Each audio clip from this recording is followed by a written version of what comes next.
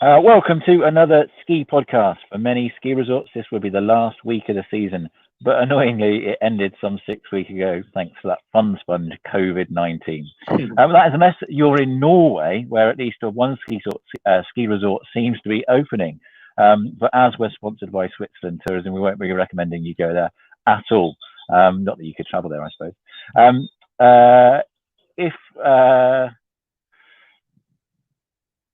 I forgot what I was going to say.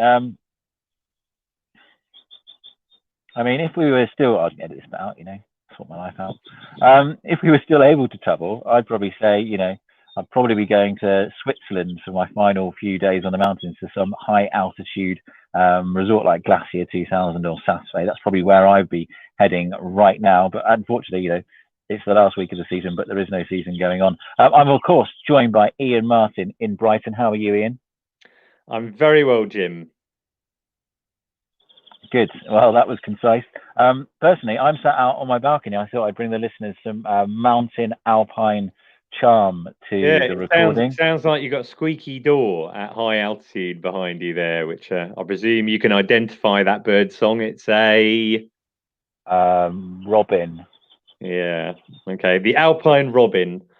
The alpine robin. Yeah. What you're more likely to hire is the alpine builder who is sneaking to work early. And as the building site's open, the guy next door has just decided that he's going to sand the entirety of his chalet down, which is a pleasant sound. Hopefully you won't do that while we're talking now. Of course, you can get in touch with the show if you're one of those builders by finding us on Twitter at The Ski Podcast. You can search Facebook, The Ski Podcast. We're there. You can email Jim at theskipodcast.com or Ian at theskipodcast.com, or find us on our website, which is theskipodcast.com, in case you forget where to find us. Right then, what we've got coming up in today's show, we'll probably talk about that COVID-19 fun spudge. We'll be talking about stuck piste bashers. We'll be talking about the seedy world of Aspen, an update from Timberline. Disability Snowsports UK have been chatting to me, and Ian has been talking to Alex from Courchevel. Ian, I'm bored of confinement, but it isn't about me. Anything positive? Yeah, I mean, I suppose so. I mean, you mentioned Norway opening. There's actually a resort that was open for skiing yesterday in the States called Mount Baldy. Did you see about this one? Yeah, what a sensible idea. The country with the biggest growing death rates and infection rate should start skiing straight away. Yeah, but did you see the rules that they've introduced for how they're going to do social distancing? As far as I can, I hope they've stolen my idea of putting everyone in those Zorb balls. Not as far as I know, but as far as I can see, it looks like it says here they're going to have a check-in of a maximum of 4 people at 10-minute intervals. So if you're running like a chairlift, presumably that means 4 people can go up, and then you wait 10 minutes, and then 4 people can go up. I presume they're alternating chairs or something like that. So the mountain's hardly going to be busy. Is this like they would do tee-off times at a posh golf course? Well, funnily enough, one of the rationales for them opening is in California, some golf courses have opened as well. So they've decided that they're going to do exactly that same policy. And they reckon, compared to a golf course, which is normally 150 acres, they've got 800 acres of skiing. So they've got, more than 4 or 5 times the area. And they're going to have less than 10% of the kind of the occupancy on the mountain compared with the golf course. Are they charging more for this? I don't know if they're charging more, but they're definitely charging. But they're getting a lot of coverage for it. If there's any consolation, this that I've done some research, and everyone pretty much slates it as one of the worst resorts in the United States. So don't worry, I don't think you're going to be missing out too much. What else is positive? What else is good news in the COVID world? I've seen a few things over in Outdoors. There's a nice story about how some of the instructors there have been making face masks for key workers out of old ESF uniforms, because apparently that lining, the wadding within the ski suits, are exactly what you need. So they've been they've got a pattern, and they've been making them and supplying them to local hospitals. So that's a good thing. So to protect myself, you're saying all I need to do is go and break into the local ESF office and put an ESF ski jacket on, and I'm immune to COVID, so I could then go skiing. Yeah, I'm not exactly sure that's what I'm saying, but you could try that. I'm pretty sure it is. Interested to see what works out in that respect. I'll put my ESF jacket on, I'll go around the hospital and shake everyone's hand and see if it's all right. And if I end up in hospital later on, then we know it's wrong. Yeah, probably not. There's another place over in the States. Have you ever heard of Shaggy's Copper Country Skis? Careful how you say that, Ian. No, I haven't. No, well, he's over in the States, and obviously he was making skis. He's in the Michigan area, and he's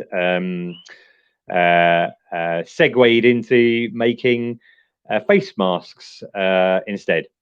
And he's also distributing them to healthcare workers, which I thought was pretty cool. Lots of people are kind of reworking their businesses to try and help out where they can. I mean, I'm not. I'm doing literally nothing to help there. I'm staying at home. That's the main thing, isn't it? Staying at home. Well, each their own. People who maybe don't have a family to look after as well, or who have been unlucky enough to, I don't know, maybe lose their jobs or something. What about this one? Goggles for docs. Have you seen that at all? Yeah, I have. I mean, what I feel is it's great that people are doing it. It's a bit sad that we've got to do it, and all this wasn't dealt with prior. If things are to believe, it should have been sorted out. But it does, it makes you wonder if it's a useful thing. Is it? The doctors seem to be grateful for having them. Yeah, I mean, it's been more successful, or it started in the States. And they're putting ski goggles in the hands of healthcare workers. Now, there is a way of kind of treating them, and if you go to this website, gogglesfordocs.com, in the States, you can find out where they want them and where you can drop them off, etc. But it doesn't seem to have taken off in the UK as much. And I have a couple of friends who work in A&E who are both skiers in different hospitals around this way. And neither of them seem to think that ski goggles would be any use to them. So I don't know. I don't know what the difference between the States and the UK is, but might be worth having a look at it, listener. If you have some spare goggles and you want to try and do something. Have you sent any in? No, because I consulted my friends. He said they didn't think it was going to be suitable. Wouldn't it be better to send in? Wouldn't it be better to send in those stupid helmets with the visors on? They're probably more practical. Right. And also, it'll get rid of them, and then no one would have to wear them anymore. It'll be a good use to use up the surplus stock of those. Yeah, those ones where the visors are integral to the helmet themselves. Is that what you mean? Yeah, those things. Yeah. Yeah. Also, well, maybe wouldn't it be a bit weird? Wouldn't it be a bit weird if you've got like the mirrored goggles and you're sat there having your operation and then you can see what's going on? Surely that would be quite off-putting. And what if you get one of those annoying doctors who fiddle with their lenses and it's like halfway through, it's like, I've got to change the lenses because the light has changed. I've got to do that immediately. Or if they've got a scratch, I think maybe potentially it's a worry, really. Yeah, I've got a feeling there are some directives over the type of lenses they need, but I like that idea of the person changing them midway. While we're talking about COVID, and I think it's interesting how ABTA have jumped on the bandwagon of what we've been talking about, and they've literally written to everyone. I think they might have even quoted the Ski Podcast in saying, please try and support your tour operator. I mean, they've turned around and they said to the tour operators, we really think you should refund the money because that is our policy. But at the same point, they've gone and written to all the people individually to say, really, really try and support the industry. So it's quite a confusing time. It is. I mean, I did notice that after Dave Froome was on, I think it was our previous podcast, and talking about the situation for refunds, etc. There was a bit of debate on our social media about that and about the right approach. And some people think that they've been stitched up by the travel industry, and other people think that we should be doing all we can to try and support them. Yeah, confusing times. I think one thing for certain we can all agree on: the best way to push through is to start beaming flags onto a giant mountain. Together, hope, etc. You are referring to that iconic mountain, which it copied its shape off the Toblerone box, right? Yeah. I'm pretty sure it's still in the midst of a giant lawsuit about that, actually. It's the Matterhorn in Zermatt. They for the last I don't know 3 weeks now, maybe more. They've been projecting images every evening between dusk and 11 p.m. I think onto the Matterhorn, and I noticed it took them at least 12, 13 days before they got a Union Jack on there. Longer before they got the Ski Podcast logo as well, I believe. And that would be good. When that just my face would be quite good. So that'd be hope for Jim Duncan. But do you not think there's a bit of, if you put the British flag or the US flag or Spain or Italy or all of these countries or messages like hope or together, do you not think that demonstrates some solidarity across the world of skiing and snow sports, or across the world in general?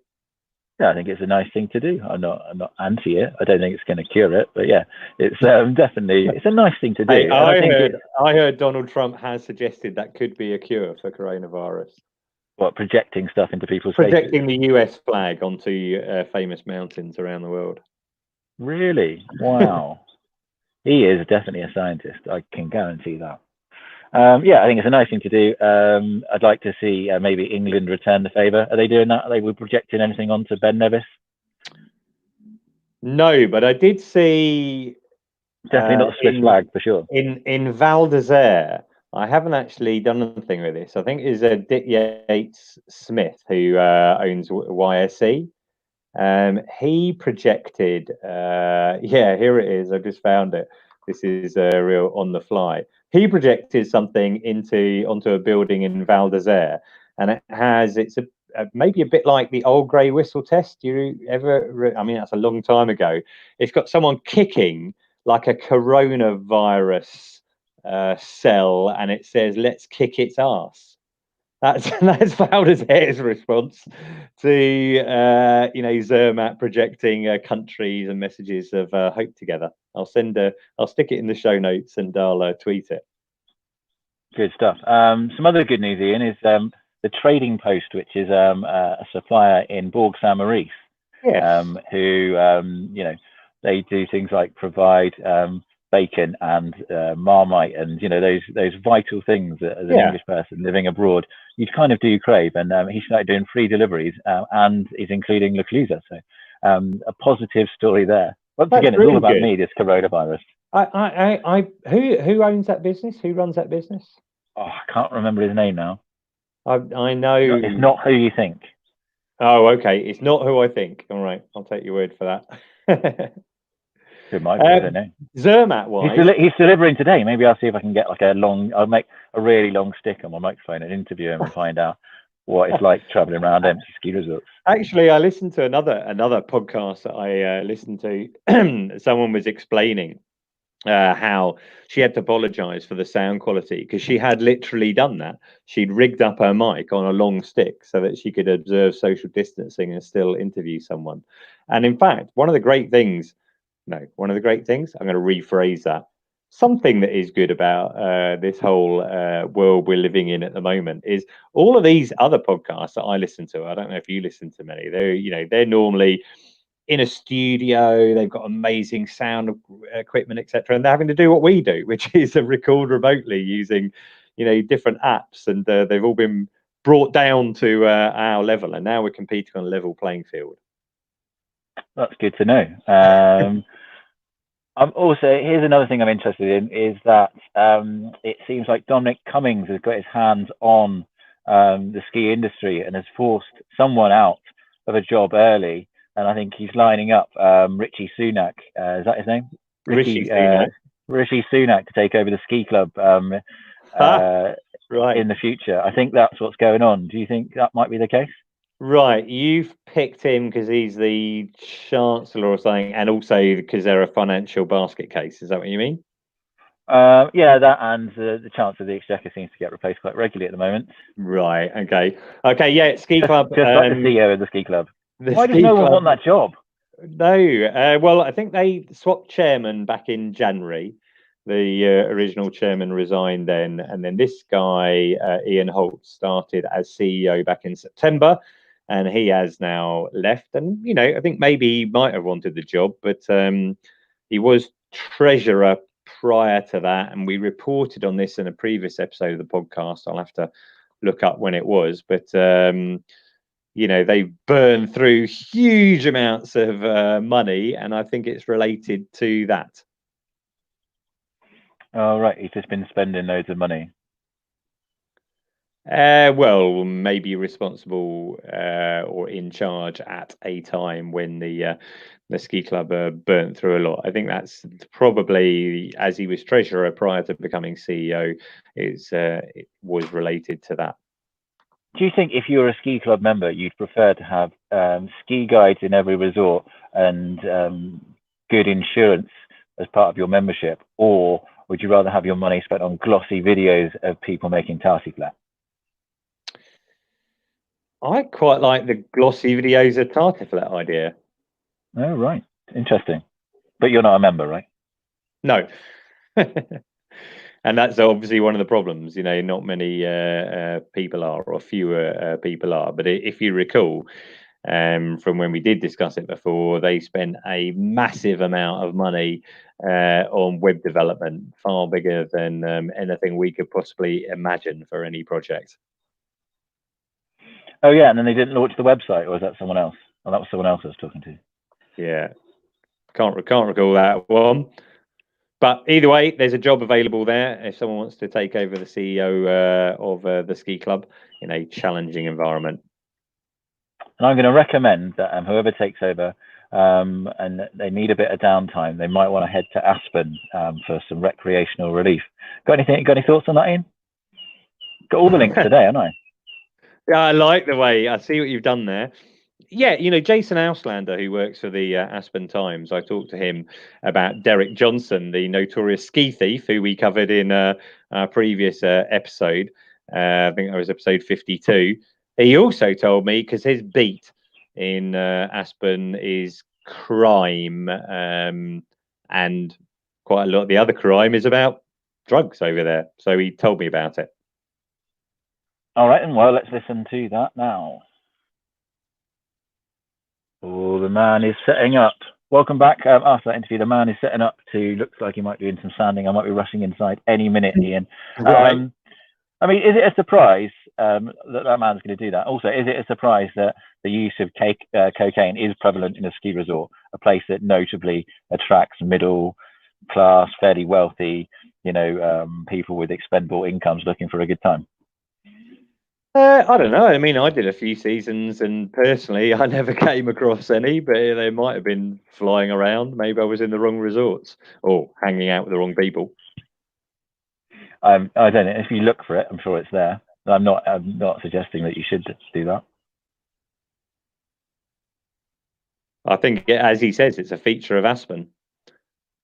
Is it? It's not in the brochure, though, is it? I looked on the website and I couldn't see it in the events page, or there was no special blog about it. No. Although that incident that he mentioned, got massive coverage, all over the world. So there's no such thing as bad publicity, is there? Do you think they do things like they do music festivals? They set up like a special telecabin where you can get in and have it tested to make sure you're buying stuff that is safe to take. No. Time to move on that one, I think. Yeah, let's go to a place, a drug-free ski resort called Timberline Four Seasons Resort. I mean, maybe you can get cocaine there. I don't know. I've never been to either of them. But you'll recall back in a past episode that Ian will probably stick in the show notes and may even know what number it was. My friend John Sherwood came on and told us all about the trials and tribulations, and he's been updating us since. And here is another update, and nicely, he's tagged a little review on the end. What a name of a person, Ian, to save a ski resort. Chip Perfect. That is the man who's stepping in to save Timberline Ski Resort, putting a few new lists. What a name, eh? Chip Perfect. Yeah, is that nominative determinism? He's the perfect person for the job, and therefore Gonna sell chips. Yeah, it was episode 38, by the way. You asked about there you that, go. the original Timberline story, and we should. I just happened to stick it in the show notes as well. But previously, it was episode 44 when we covered the ski club spending £344,000 on their website. Well, nice one, Stato. Let's do some reviews, shall we? Right, there's lots of them, aren't there? Do you want to start? Yeah. Just to be clear, I haven't got a computer in front of me. I'm doing this live on a phone, so I've only got a few things written down. Okay. So I won't be able to do I'll everything. fill in But the gap. I'll go for Daniel King. He says, "Great work, guys. Your podcasts are great. Keep up the good work." Cool. That's good. Paul Gilpin contacted us on Facebook and said it was an excellent podcast. So thank you very much for that, Paul. Leon says, "Thanks for the podcast. Keeping things moving during these WSIRHC." No, that's the next line. Keeping these things moving these days. WSIRHC is a user someone's stupid username. Hang on. On Snowhead. I don't want to start another fight with a Snowhead. Let's get it clear. That's a great username. Snowhead. Hey, you can't knock his name because he said it's a great podcast and it keeps me going during the long summer months, which probably even more relevant, these days. So all feedback is welcome, and particularly we got quite a few followers on the Snowheads forum, so appreciate that. And there's one here I got from Pablo Rodriguez. He says, "Hey, thanks for your thank you for your week. I always listen to the podcast." I'm sure that's me reading that wrong. I noticed that most of the ski resorts in Europe and America. Maybe we could hear a bit more when the conditions are great in Scotland, especially with the potential travel restrictions in the future. We can promote more British skiing. Also, skiing in Spain is great. Pyrenees, Sierra Nevada, Northwest Spain, great ski touring. Just thought I'd drop you some ideas. I think you write your reply to him, said, "Ian, we do cover all those things, just not as extensively." But thanks for your review. Yeah, I mean, I'm hoping to, believe it or not, I'm hoping to go to Scotland and ski next year. What do you think of that? Do you think I'm getting a bit carried away? No, I would. If I hadn't have moved to the Alps, I was going to try and do a bit more Scottish skiing, but I don't think there's any need to do that right now. I quite like the idea that I could, go up there by train without flying. But I have a feeling that you've got to time it right so that there's going to be decent snow there. Yeah, well, that's handy because last minute train tickets in the UK are super cheap, Ian. So you can just nip up there whenever you like. Yeah. Okay. We had another review on iTunes by, I don't know, Chunky YH. Chunky H. This is a 5-star review. Thanks. This is a great listen to enjoy all things skiing, learn more and enjoy skiing even when you're not on the slopes. I'm also a former ski rep. Chunky H, so are we. And it reminds me of those good times in the ski industry before I made the mistake of getting a proper job. Keep up the good work, guys. Well, thank you very much. And yeah, we love a bit of a chat with previous season workers. Oh, there's a blue tit next to me making a nest. I can see he's got some stuff in his house, in his beak. I mean, it might not be a blue tit. I have no idea about birds. I think we should say to Chunky H that being a ski rep is a proper job, and you've just let yourself down really by getting one of these fake jobs that people talk about, where you have to go to work every day. Yeah, that is a punter question, isn't it? When are you going to get a proper job, or what's your real job? Yeah, I'm doing a pretty good job. You've got on a bus. I've got you a ski pass. Job done. Tick. Well done, us. Yeah. We had got no more written down. Yeah, we had a competition for reviews. If you left us a review on iTunes, you could stand a chance of winning a really big bag of stash that I've been gathering for a while.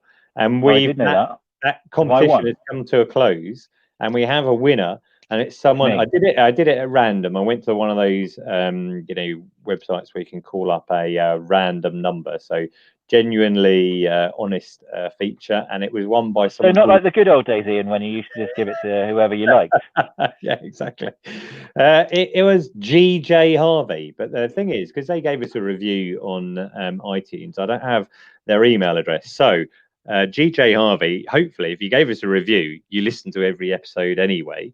So you're listening to this right now, and I'm telling you in your ears that you won this competition. So drop us an email with your address, and we'll send it out to you. Hopefully, you don't live in Argentina or anything like that. You know, ideally, I'd just drop it around somewhere in Brighton because it's a pretty big bag and it's probably going to cost quite a lot of money to send. Oh, so what you're saying, Ian, is that we've actually picked someone who's living in Brighton. So it's not been that random. You've just gone, the only person that can win is in Brighton. No. I have no idea where they live. It would be ideal if they were nearby, but I'm not into. I don't think they are. Well, I mean, I have no idea where they live. But what was his review? Hopefully, GJ Harvey, you will tell us. And what was his review? What did he say? His or her review. Yeah, don't know the answer to that. I think we read it out in the last pod. GJ Harvey, if you love snowboard skiing or generally having fun in ski resorts, this is a podcast for you. It's a perfect mix of light-hearted conversation discussing everything from resort reviews and not just the big ones you've all heard of. I think that's a nod to lots of those Swiss resorts you've been to, Jim. Latest ski news and equipment reviews. Ski poles that double up as hip flasks, anybody? Well, that was an old episode.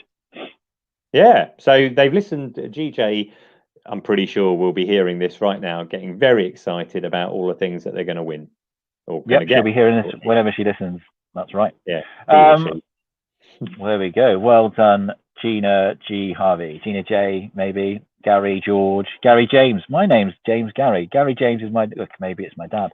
Right. Who knows? What's next on the agenda? I think, did you not do an interview with Mark from Disability Snow Sports UK? Yep, I did. How about we just drop that in while I think about what's next? There we go. I mean, back to coronavirus, really. It's tricky times for charities as well. People are donating less unless you're an NHS charity. I guess that makes sense. Everyone's being challenged in this environment. I mean, I've got a friend who works for a hospice, and they get most of their money from their shops, charity shops, and those shops have all been closed for ages, and they having to come up. Fortunately, they've got some cash reserves, but hospice is not NHS in that instance, although they get funding for the NHS. So yes, difficult for everyone. So I think what Mark is trying to say, if you do want to do some fundraising, then you could do it for Disability Snow Sports UK, which I mean I'm fully into. I think it's a great charity. Really buy into it. What I don't buy into, Ian, is I'm not sure. How do you feel about people choosing what they do to raise money for charity? How do you mean? I don't. Surely, well, it's sort of often people choosing to do something because they want to do it, like climb Kilimanjaro and sponsor me. I'm not sure people should be allowed to just choose what they do to raise money, because I think if you want to do this sponsor thing and raise money, I think it should be something that really challenges you, and other people should have to pick what you do to raise the money. Yeah, no, I kind of I'm with you on that. I've certainly had a few. I remember getting a request from the son of a friend of mine. I don't think he's a listener to the pod, but he's like, please, can you sponsor me to go to Guatemala and do whatever I'm going to be doing down there? And I kind of thought, just a holiday, that's like, why should I do a holiday to Central America? I'd love to go there myself. Yeah, if you really cared about the charity, give the money that it would cost you to go to Guatemala to the charity, and they'd probably get more money than the sponsorship you'll raise. However, if you turned around to me and said, oh, well, you sponsor me, but you get to choose what I do, I'd be like, yes. Are you scared of spiders? Yes. Right. Well, I know what I'm going to choose. Are you quite overweight? Yes. Then I think you should probably run a marathon. I think we should get to choose what people do to raise money. But anyway, that's my opinion. Let's find out about someone else. Who's got another opinion? Someone in Courchevel, I reckon, probably has a lot to say. Yeah, I mean, this has nothing to do with fundraising or charity or anything, but Alex Irwin friend of the show, and sadly recovering from a broken leg at the moment, which is means that it getting I guess isolation and not going out is probably easier for him. I know he's a regular listener, but I was out in Courchevel earlier this winter, and he runs a YouTube channel called 150 Days of Winter, and he's been doing it for quite a while, so I thought I'd ask him about it. Yeah, well, I've watched a few of them. I definitely remember the Lemoncello episode. I do hope his leg gets better, because it seems to me that YouTubers are quite a popular source of contestants for Strictly Come Dancing. So he could be in with a shot of that. Right. Yeah, good luck to him. He's got 719 subscribers. So if you want to get regular updates from Courchevel, you could subscribe. I believe that if he gets over 1,000, he becomes technically an influencer. Over 1,000, you're become an influencer. Wow. Have you actually been on his channel, or have you just interviewed him? No, I don't think I've featured on it as far as I know, although he has been sharing photos recently over the years from Courchevel staff, and there's a few which cropped up from when I was doing natives parties, probably I'm not entirely sure how many years ago now. Coming on for 15 to 20 years ago, and that was quite entertaining for me anyway to look at a few of those. Yeah, I keep waiting for one to pop up of me, which I don't think I really knew Alex back then, but you never know, that I could just be in the background looking a bit drunk, or probably got a hat on made out of parcel tape in a fancy dress, trying to be Indiana Jones. That's the one I think might appear. There's also, I keep thinking about this photo as he's putting it up. I know he hasn't got this one, but there was a night when all of us were playing a dare game, and it got to the point where, do you remember there's a really posh nightclub in Courchevel called the Grav or the Cave? Yep. Incredibly posh, like it costs €40 for like a gin and tonic or something when you go in there. So anyway, the dare was to see if you can get into the nightclub, because they normally say no to seasonaires. See if you can get into it in your pants.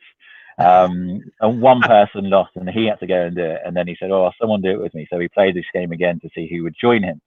And in the end, we all just went, "Oh, let's all just do it together." So I remember us running out of our accommodation in our pants, trying to get in. My friend shouted, "Oh, I've got nowhere to put my wallet." I was like, "It's €40 a drink. You don't need your wallet. We're not buying anything."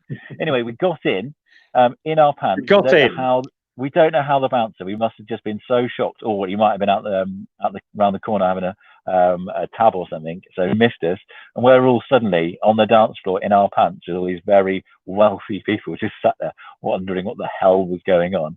The official photographer brilliantly took a photo of it, and it was back in the day, they give you a token, and then you can go to the shop the next day and then buy the picture they took. Yeah. So I've got a copy of all four of us in our pants. Are you prepared to share that for the show notes then? If I can find it, I will happily share it. It was back in the day when I was fairly fit. Okay, right, okay. And how do you make an Indiana Jones hat out of parcel tape then? Oh, you have to also incorporate cardboard. Right. Obviously. Right. And that just lends itself to an Indiana Jones hat. Yeah, you make a trilby out of cardboard, and then to give it a nice colour, and hold it together, you use parcel tape. Right, okay. And you had a whip as well, right? Yeah, that was also made out of parcel tape and string. Right. I found a leather jacket. I mean, it's a pretty much go-to fancy dress. I mean, I'm pretty anti-fancy dress unless I've got to make it at the last minute, and then I quite enjoy the construction challenge of it. Right. Well, that's another one for the show notes, or possibly to be consigned. I seem to remember it on the seasons. The biggest fear of anyone who was in charge of housekeeping was a fancy dress night, and they started locking up all the sheets because they knew they wouldn't get through transfer day if we were allowed access to what was fundamentally the basis of any fancy dress, a sheet. There we go. So, well, I think that's pretty much the end of the show. I'm thankful to all the builders that didn't reverse trucks or sand down near me. So I hope you get to enjoy the bird song.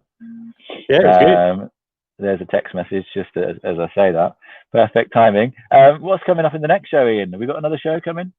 Yeah, we've always got another show coming, and we need to help people like WSIRHC through those long summer months. So I'm delighted to say that we're going to be interviewing Dave Riding, Britain's top skier, top male skier, top alpine skier. Maybe we'll clarify that in the interview. What gender he is? Yeah, that'll be a great way to start the interview. Hi, Dave. Just been wondering, how do you identify?